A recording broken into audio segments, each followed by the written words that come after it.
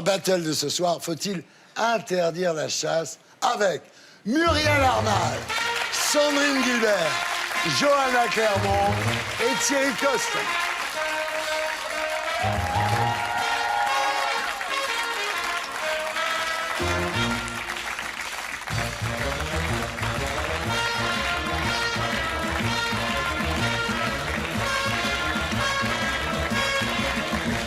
Alors, Muriel Arnal, bonsoir. Vous êtes fondatrice et présidente de l'association One Voice qui lutte contre les violences faites aux animaux. Bienvenue parmi nous. Sandrine Gilbert, bonsoir.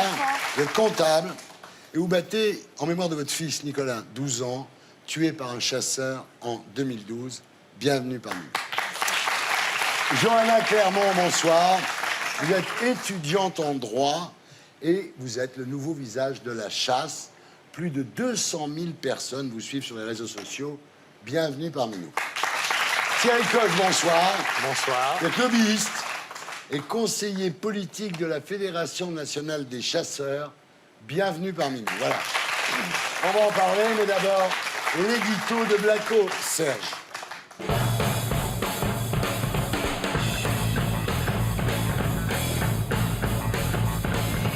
Par-dessus les taux, soudain j'ai vu passer les oies sauvages. Coup de bol pour les oies sauvages qui survoleront la France en février. Alors que Macron voulait rallonger d'un mois leur période de chasse et faire abattre 4000 d'entre elles, le Conseil d'État a annulé sa décision. N'empêche, Macron fait de son mieux pour plaire aux chasseurs. Et à vrai dire, c'est pas nouveau. C'est pas un grand cerf, c'est un candidat à la présidence de la République. Dès le mois de mars 2017, le candidat Macron a réuni les chasseurs pour passer une alliance. Nous ferons également en sorte de faciliter l'accès à la chasse. Pas de doute, il a tenu promesse. À force de défendre la chasse, il a même provoqué la démission de Nicolas Hulot. Vous me facilitez pas la tâche. En février 2018, Hulot avait refusé d'allonger la période de chasse pour les oies sauvages, ce qui avait mis les chasseurs dans une colère noire.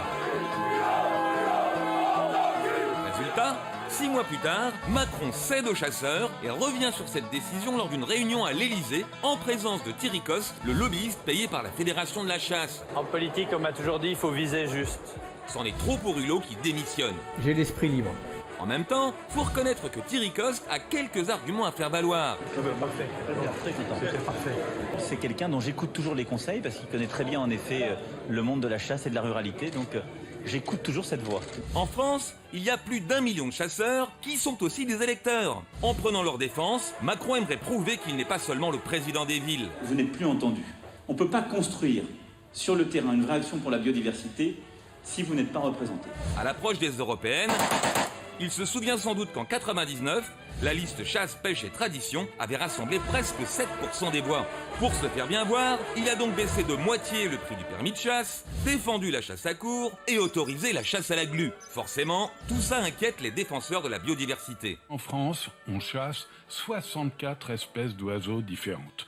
Dans le reste de l'Europe, c'est 14 espèces. Et sur les 64, vous en avez 20 qui sont actuellement sur la liste rouge de l'UICN, tellement elles sont agonisantes. Selon une étude du CNRS, un tiers des oiseaux ont disparu dans les campagnes françaises ces 15 dernières années. Du coup, on se demande, est-ce bien nécessaire d'en tuer encore plus ? Voilà, c'était l'édito de Blacko, mise en image de Julien Grappe. Bonsoir à tous. On commence avec vous, Thierry Coste. Vous avez vu la peau de Nicolas Hulot. C'est lui qui l'a dit. Ouais. Voilà. Vous chassez les colos, quoi. Oui, mais ça fait 30 ans que je chasse l'écolo. J'ai Ouais. toujours pensé qu'il était inutile de sous-traiter l'écologie aux écologistes. Ouais. Il faut que chacun en fasse, à gauche comme à droite, mais à chaque fois qu'on veut sous-traiter, ça ne marche pas. D'ailleurs, vous le voyez, Nicolas Hulot, 15 mois, il se tire. Mathieu L'Orphelin, qui était l'âme damnée de Hulot au Parlement, En Marche, s'en va. Mais comment font-ils? L'écologie, c'est un compromis permanent. Donc le verre, il est à moitié plein ou à moitié vide. Et quand on est responsable, comme Nicolas Hulot, et qu'on se tire parce qu'on trouve qu'il est à moitié vide, c'est pas très sérieux. Alors, vous êtes conseiller politique de la Fédération nationale des chasseurs. Vous êtes lobbyiste en chef. Oui. Vous rappelez volontiers qu'en France, il y a 1,1 million de chasseurs. C'est le deuxième sport national après le football. La chasse, c'est 2,3 milliards d'euros dans le PIB et 28 000 emplois. Voilà, c'est quand même... Oui. Mais c'est une économie. C'est un truc qui existe quand même. C'est d'abord une économie rurale, réelle, et aujourd'hui, la chasse d'il y a 30 ans, c'était la cueillette. C'est-à-dire, en clair, on pouvait sortir avec son fusil, on tirait, on était content. Les dates de chasse n'étaient pas trop importantes, ou elles étaient très longues et on était peinard. Aujourd'hui, on gère. Donc les chasseurs gèrent. Sandrine Gilbert, bonsoir. Bonsoir. Vous avez 50 ans, vous êtes comptable, vous vivez en Seine-Maritime. Et le 22 janvier 2012, votre mari fait du quad avec votre fils en forêt, dans une zone qui n'est pas signalée dangereuse. Et là, un chasseur de 83 ans tire une balle dans la tête de votre fils. Et le plus terrible, c'est qu'il a été condamné à 3 ans de prison avec sursis et 1 200 € d'amende. Vous êtes écœuré. Oui, Vous dites un permis de chasse, c'est un permis de tuer. oui. Pour vous, il faut imposer des règles de sécurité, notamment ce qu'on appelle casser le fusil. Oui, c'est une chose qu'il n'a pas faite. Hein. Il a fait 9 erreurs de règles de sécurité qui, à l'époque, en 2012, n'étaient pas obligatoires mais recommandées, qui sont devenues obligatoires ensuite, en Seine-Maritime tout du moins, je ne sais pas, dans la France. Et alors moi, je n'ai pas choisi de me battre contre la chasse. J'ai choisi de me battre contre les tueurs qui tuent nos enfants. Parce que quand on vous appelle un dimanche midi pour vous dire que votre fils est décédé d'une balle en pleine tête alors qu'il se promenait avec son père, je trouve ça inadmissible. Alors j'ai rencontré le président de la chasse de Seine-Maritime, monsieur Durand. C'est lui qui nous a demandé à nous rencontrer et on a essayé de rendre obligatoire toutes ces règles. Mais la première chose qui me semble aujourd'hui, après 8 ans, il aurait eu 20 ans aujourd'hui, Nicolas, la première chose essentielle aujourd'hui, c'est que c'est la justice qui n'avance pas sur ce sujet. Elle défend 100% les chasseurs, enfin, les tueurs. Je ne mélange pas un chasseur à un tueur d'enfants. Il n'y a pas eu que mon fils qui est décédé, il y a eu plein de monde. Mais ils étaient à moins de 5 mètres, il n'avait pas cassé son fusil, il n'avait pas entretenu son fusil. Il avait le barre de sécurité qui était défectueuse, enfin, etc., etc. Il n'avait pas mis de panneau de signalétique pour dire qu'il y avait une chasse en cours parce que... Mais pourquoi 3 ans avec sursis? C'est-à-dire que... Parce que c'est le maximum qu'on peut octroyer à un chasseur aujourd'hui qui tue un enfant. Alors, moi, je trouve que madame a beaucoup de courage de continuer à témoigner parce qu'elle a raison. Si on raisonnait en chiffres, on ne va pas raisonner en chiffres parce que madame... Elle est sur l'émotion parce qu'elle a vécu. C'est pas un chiffre, c'est une personne qui est morte. Aujourd'hui, c'est vrai, grâce à un certain nombre de cas, parce que le monde de la chasse a longtemps fermé les yeux sur les enjeux de sécurité, mais aussi les juges ont longtemps fermé les yeux sur toutes les affaires de chasse. Alors, parce que le problème, c'est le début de l'incivilité qui fait qu'après, on se fout de tout. C'est-à-dire qu'on ne met pas le panneau, mais on n'est pas puni. L'organisateur de la chasse, il est responsable juridiquement quand on ne met pas les panneaux. Mais le problème, c'est qu'à cette époque-là, ce n'était pas obligatoire. On a voulu rendre obligatoire tout ce qui... Ça l'est maintenant? Ça l'est, parce qu'aujourd'hui, il faut responsabiliser. On a une arme, donc on peut tuer, donc c'est clair. La réalité, c'est que l'activité chasse est une activité de moins en moins dangereuse, mais elle le reste, et un mort est toujours un mort de trop. C'est la seule activité, c'est le seul sport, le seul loisir qui met en danger la vie de ceux qui ne le pratiquent pas. Alors, voilà. Muriel Arnal, vous êtes fondatrice et présidente de l'association One Voice. Donc, pour vous, le permis de chasse, c'est un danger. D'abord parce qu'il est facile à obtenir, et ensuite parce qu'il n'y a aucun contrôle.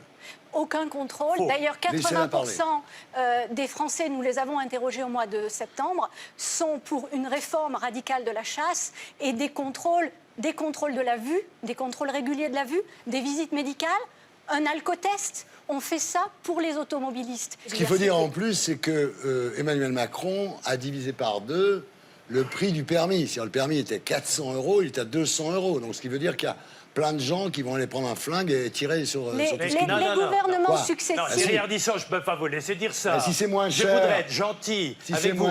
Aujourd'hui, depuis 1977, on doit passer un examen du permis de chasser. Quand vous voulez aller pêcher, vous tapez sur votre ordinateur, vous prenez votre carte de pêche, vous allez pêcher. Oui. Que vous sachiez ou non comment on pêche, vous pouvez avoir le droit de pêcher. Il faut passer un examen du permis. On a imposé aussi l'examen pratique, parce que le vrai danger, il était que des gens ne maîtrisaient pas nécessairement. Donc, examen pratique.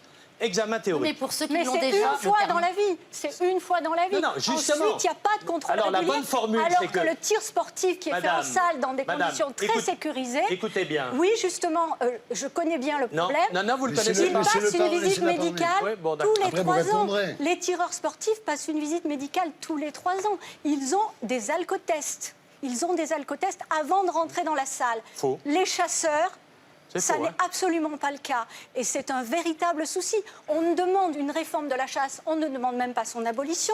On n'arrive à rien obtenir des gouvernements. Heureusement qu'il y a la haute magistrature. Nous venons de gagner devant le Conseil d'État cette semaine. Les oies sauvages ne Oui. seront pas tuées. Voilà, ouais. C'est fini. Alors, Johanna Clermont, bonsoir, donc 21 ans, étudiante en droit à Perpignan. Vous êtes une grande chasseuse depuis l'âge de Grande 16 chasseuse, je sais pas, Ouais. mais je pratique. Une ça, chasseuse c'est sûr. assidue. Exactement. Qu'est-ce qui vous attire tant à la chasse? Ça a été un tout, le contact avec la nature, le travail des chiens et c'est vraiment un tout. La chasse peut pas, je pense, être résumée à des points séparés, pris indépendamment les uns des autres, en fait. En tous les cas, vous êtes la Diane chasseresse du 21e siècle. Vous êtes une star sur Instagram. Il y a même eu un clip qui vous est consacré. Tout avec à fait. un peu l'égérie des chasseurs. L'égérie des chasseurs, je sais pas, mais c'est vrai que je regroupe une grande communauté de chasseurs et je communique C'est beaucoup marrant avec parce que eux. vous n'avez pas l'air du tout d'une... Ben, c'est ce qu'on me dit souvent et c'est peut-être ce qui a fait que aussi j'ai regroupé autant de monde parce que j'ai fait tomber le stéréotype du chasseur qu'on voit dans Les Inconnus. Ben, c'est vrai que je ne représente pas ça, donc oui, effectivement. Alors, Thierry Coste, donc votre ami Emmanuel Macron, entend-il la souffrance des gens comme Sandrine, quand même? Non, mais bien Des sûr. gens qui se font dézinguer par un chasseur Non, bourré mais- l'après-midi. Non, mais moi, je veux bien Mais qu'on où on raconte est, ça. là Cette année, 7 morts. Cette année, 7 morts. L'année dernière, 10. On va dire, ça fait 17 de trop. D'accord, mais on peut comparer avec toutes les autres activités et on ne va pas faire une comptabilité. Mais quelles Donc, ce activités que l'on souhaite, c'est quoi? Quelles activités C'est vrai, Dites-nous, madame a raison. quelles Ma- activités Madame a Pardon raison. Madame- L'automobile, par exemple. Mais ce sont les chauffeurs qui sont dans l'automobile qui Ah bon, prennent les risques. vous pensez que les automobilistes tuent pas ceux qui sont en l'auto- face? Exactement, Je c'est pensais une au responsabilité sport une automobile. automobile comme Ah, une mais arme. on va pas mais- s'arrêter de circuler Finalement. en voiture. Madame Ça- a découvert ça la n'a chasse il y rien a à peu de voir. temps parce que Winefolds ne s'intéressait pas du tout à la chasse avant, mais tout d'un coup ils ont trouvé que comme c'est Notre plutôt, parrain était c'est- Théodore Monod, président d'une association qui s'appelait le Rassemblement des opposants à la chasse. Oui, mais je peux vous dire ils que ont j'ai passé transformé beaucoup de l'association. temps. J'ai passé Hein beaucoup de temps avec Hein lui, oui. à parler et à travailler. Et on est dans la chasse.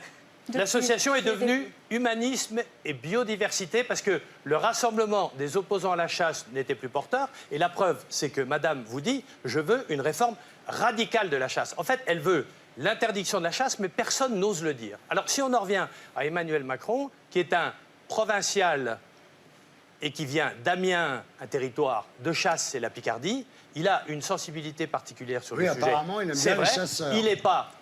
Il il a chasse une grande part. Il ne chasse pas. Il a une grande partie Ah, de son c'est entourage. bizarre, ça. qui Est-ce que c'est parce qui qu'il y a est 1 million chasseur. d'électeurs? Non, non. Vous savez, honnêtement, on est 1 million. Madame dit 80% des gens, quand on fait un sondage, sont contre la chasse. Donc honnêtement, si c'est un acte électoraliste, c'est pas le bon. Hein. D'où ça vient chez Macron, cet amour de la chasse qui est vrai qui est un peu C'est bizarre? soudain. Tous les présidents. Je pense que... Alors, on dira que tous les présidents l'ont eu, mais c'est vrai que j'ai essayé de tous les influencer sur ce sujet. Mais je pense que c'est juste une dimension rurale. La chasse, c'est pas juste des morts, C'est quand même un des morts. comportement horrible, etc. Il y a toujours des C'est morts. aussi la gestion d'un territoire, Beaucoup d'autres. c'est aussi la absolument gestion de la faux. nature, C'est c'est aussi... absolument À votre sauce, passion. mais pas à la sauce Non, écologique. non, non. Arrêtez de prendre la ruralité en otage. Il y a 1 million de chasseurs, Je la prends pas il y a en des otage. dizaines de personnes qui vivent dans le milieu rural, Oui. et la ruralité est profondément non chasseur. Si vous Absolument. regardez les chiffres. Donc, Absolument. foutez la paix à la ruralité, Absolument. influencez les présidents, exterminez la cause animale. Vous Non, mais êtes très monsieur fort. Baffy. Vous avez eu laissez-moi finir. Vous avez eu la peau de Hulot. Vous Oui. êtes très fort. Vous êtes le meilleur. Vous parlez à l'oreille des présidents. Vous aurez juste un problème Hulot en aussi, hein. vieillissant. Hulot aussi. Vous aurez juste un problème humain en vieillissant, c'est que vos petits-enfants ne seront pas forcément fiers de vous. Ça sera une question entre vous et vos petits-enfants. Je vous rassure, il n'y a jamais eu, depuis 5 ans, autant de jeunes, et Johanna en est révélatrice, on n'a jamais eu autant de jeunes qui viennent à la chasse. Mais ils ne viennent pas juste pour tuer. C'est parce que la passion de la nature qu'on peut avoir. Aujourd'hui, on gère correctement. Vous ne gérez Alors, pas. qu'on aime ou qu'on n'aime pas les chasseurs, La nature ils est gèrent. façonnée Non, vous gérez pour pas. votre loisir. Mais non. Muriel et Sandrine, donc, vous, déjà, ce que vous demandez, c'est de limiter la chasse du lundi au vendredi pour qu'on puisse aller se promener tranquillement dans Il ne faut pas qu'une promenade en forêt, en famille, devienne une roulette russe. Mais oui. Mais ça n'existe pas, ça. Ah bon? Ah, c'est- Ça n'existe 7 pas. morts cette année. Vous pensez qu'il n'y a pas des millions de gens Et qui sont allés combien de blessés? se balader à la... Et combien de se balader blessés? C'est pendant 7 qu'on morts de chassait? trop. Et co- Bien sûr, mais oui. Et la grippe, ça en a fait combien, Ça là? n'a rien à voir. Mais là. la grippe, c'était pas un loisir quand Regardez, même. quand on fait un compte, il faut le faire, il faut l'assumer. Vous Et êtes combien de malhonnête. blessés? Cette petite fille qui était partie Mais pique-niquer avec ses parents, Si qui vous s'est pris prenez du un plomb dans le exemple, ventre. Madame, Combien de blessés? Madame aura Enfin. toujours raison et moi j'aurai toujours tort. Elle a raison. Un Non, mort est un vous mort de savez- trop. Vous savez, n'aimez monsieur pas la Coste, chasse. Qu'est-ce que je veux que j'y fasse, moi? Vous Moi, savez, je monsieur l'aime. Coste, non, J'adore vous la ne l'aimez chasse. pas. Vous l'aimez parce que vos clients Non. sont Ah non, les non, non, fédérations je de suis un chasse. passionné de chasse. J'espère qu'un jour, vous rejoindrez nos rangs. Pour l'instant, nous n'avons pas Mais les je vous moyens. rassure, je travaille Voilà, déjà mon pour des métier, fondations de protection animale. Mais Non, on vous- Vous faites continue. du Vous vendez des négationnisme fusils, vous faites zoologique. du placement Vous, de produits. vous avez beau vous inscrire dans J'ai tout pas ce que vous commencé à voulez, chasser pour vous ça. avez un impact considérable et déterminé sur la faune Oui, et absolument. irréversible. C'est vrai, il n'y a jamais eu autant d'animaux. Vous avez raison. Non, on parle pas C'est du faux. sanglier. C'est Vous vous faux. cachez derrière l'exemple du sanglier. Je parle des cerfs, je Non, mais parle les des oiseaux, chamois. 30% d'espèces C'est en faux. moins, la glu, ça continue. Mais oui. On continue. Restreindre le nombre des espèces chassées. La France est un des pays où il y a le plus d'espèces chassées. On est à 89. La France est le pays qui est un Eldorado en matière de nature. Les chasseurs qui avant partaient en Vous Pologne ou partaient... plaisantez, vous Pardon plaisantez, j'espère. Mais je ne plaisante Mais pas. vous- Mais vous sortez à la campagne, mon Monsieur ami? Coste. Moi, j'y vis à la Alors, campagne. Moi aussi, Alors, j'y je vais vais- aussi. Monsieur Et Laurent les oiseaux Baffi, Je vais disparaissent. à la campagne, je ne la prends pas en otage. Mais moi non plus, Voilà. comme vous le moi je la faites. vis tous les jours, Mais, pardonnez-moi. vous faites du négationnisme, vos chiffres, c'est Oui. n'importe Ah quoi. bon? Ah bon? Vous avez une emprise, Et vous connaissez avez une vos chiffres? empreinte sur la zoologie qui est énorme. Mais Vous savez ce que parlez- disent les agriculteurs, des chasseurs? Ils sont trop écolos. On en a marre de voir des chevreuils, des cerfs, des sangliers partout. Ils gèrent. Continuez, Arrêtez. continuez. Vous êtes sur la bonne voie, continuez. Arrêtez continuez. d'en élever, arrêtez de Ah ben, relâcher c'est fini, 15 là. millions d'animaux. Heureusement, ça fait une dizaine d'années Laissez qu'on en a revenir plus. les prédateurs, laissez la nature faire, Oui. elle sait faire. Bien, elle- Johanna, vous parlez, quand vous parlez de la chasse, de fusion avec la nature et de régulation des espèces. Ben, je pense que la chasse est nécessaire, oui, à l'équilibre de la nature, parce que j'entendais que bon, la nature se régule toute seule. Oui, très bien, la nature se régule toute seule dès qu'il n'y a pas de présence humaine. Mais le problème, c'est que partout en France, il y a de la présence humaine, il y a de l'agriculture, il y a des Pardon, mais habitations, quelle etc. nature Bah, par exemple, il y a- 90% des oiseaux chassés, les faisans, les pintades, sont élevés en batterie, sont lâchés et déglingués 2 heures après. De quelle nature parlez-vous? Mais c'est pas la question. Ah La nature, c'est bah un si. tout. C'est pas une question Ah si. de faisans ou de perdreaux Non, mais lâchés, etc. les sangliers, par exemple, on sait qu'il y a trop de sangliers, on sait qu'il y a des Et chasses ils aux sont pas sangliers. élevés, voilà. Voilà. Vous ne pouvez pas nier l'empreinte catastrophique que la chasse a sur la nature. Alors- Vous essayez de la gérer, vous essayez de la vendre, Non. mais... Justement, alors, Moi- la, moi, je- la phrase, excusez-moi Thierry Coste, Pardon. votre phrase c'est être chasseur, c'est aimer la nature. Les chasseurs sont les premiers écologistes de France. Vous êtes quand même le roi du paradoxe, non? On est parfois les rois de la provoque. Cette Mais campagne- il y a quand même un point d'interrogation qu'on nous a imposé et que je trouvais très cohérent, moi. C'est qu'on ne revendique pas le fait d'avoir le monopole, comme les ONG ont revendiqué. Mais je rejoins Laurent Baffi. Moi, je suis un passionné de nature. Je suis naturaliste, je suis photographe animalier. J'ai dirigé pendant 5 ans le mouvement de France Nature Environnement. Donc, pardonnez-moi, je me sens très bien dans l'écologie. Je n'ai aucun problème. Je vis à la campagne et j'adore ça. Muriel, Il faut savoir que la chasse est un loisir. C'est un loisir récréatif. Or, en France, on a confié la gestion de la nature, de la conservation des espèces à des gens dont le plaisir est de tuer. Ça n'est Notre absolument plaisir, c'est pas, pas de tuer, hein. ça Ben, n'est je- absolument pas normal. Aparté. alors justement, Johanna, répondez à Muriel. Ben, notre plaisir, c'est pas dans l'acte de donner la mort. Notre Alors plaisir, prenez un il est appareil dans- photo, remplacez le fusil par un Exactement, appareil prenez photo. un appareil photo. Mais on le fait, mais on le fait aussi. Le problème, c'est que Johanna. Non, mais la chasse, c'est un tout qui implique effectivement la mort de l'animal. Mais c'est pas que ça. Et c'est un ensemble, c'est la nature, comme je disais, c'est les chiens. Et puis c'est gérer un territoire, c'est apprendre à écouter, apprendre à regarder. Et ça, c'est pas le... Johanna, le chasseur ne Johanna prend fait pas du son placement permis. de produits. Elle vend des fusils, en fait. Donc je comprends votre discours. Peut-être qu'un jour vous aurez envie de vendre des appareils photo, de faire du placement de produits, et vous changerez d'attitude. Ça change rien, sa passion quand même. Et les forêts sont pleines de plomb. Vous avez une responsabilité dans le Absolument. saturnisme. Il y a plein de cartouches partout. 6 000 tonnes Mais de justement, on fait tout pour que on ait des munitions alternatives, parce qu'effectivement, on l'a vu dans les étangs, ça a provoqué le saturnisme sur les canards. Donc c'est interdit maintenant de tirer avec du plomb sur les étangs. Mais il faut être réaliste. On essaie, nous, d'évoluer. Parce qu'on est passionné par la nature. Il faut juste que vous le compreniez. Faites le ménage. Mais c'est ce qu'on fait. C'est ce qu'il fait. Yann, à vous de conclure, mon cher ami. Je n'ai rien contre les chiens de chasse, mais j'ai l'impression que ce soir, ce sont les chasseurs qui aboient. Suivez mon regard. Bien. Alors moi, vous savez, Thierry, c'est un sujet important. Et moi, j'ai grandi à la campagne, en Sologne, en Beauce. Et je n'ai absolument rien contre la chasse. Il y a une noblesse de la chasse, il y a une tradition de la chasse. Hemingway, Kipling, Genevois. Il y a une beauté de la chasse, je dirais même. Simplement, d'un côté, il y a quelque chose qui me semble assez mortifère, c'est-à-dire les chiffres, et de l'autre, quelque chose qui me semble plus important, la pulsion de vie. Et je ne vais pas faire de démagogie, mais il y a un film que j'adore qui s'appelle The Deer Hunter, Voyage au bout de l'enfer. C'est l'histoire de quoi? D'un chasseur qui considère que la vie est tellement importante qu'il s'octroie une seule balle et toute la journée, il court après un daim. S'il le rate, tant pis pour lui. Et ce même homme, interprété par Robert De Niro, va ensuite au Vietnam, et au Vietnam, il est capable de dézinguer 250 personnes à la minute. On voit bien qu'il y a un rapport à la guerre, au carnage, à la barbarie qui est propre à l'homme, et d'un autre côté, cette même personne, qui est un vétéran du Vietnam, respecte la vie d'une biche. Je ne suis pas certain que vous respectiez la vie, mais je sais une chose. Comme disait Sartre, face à la mort d'un enfant, la nausée ne vaut rien. Voilà.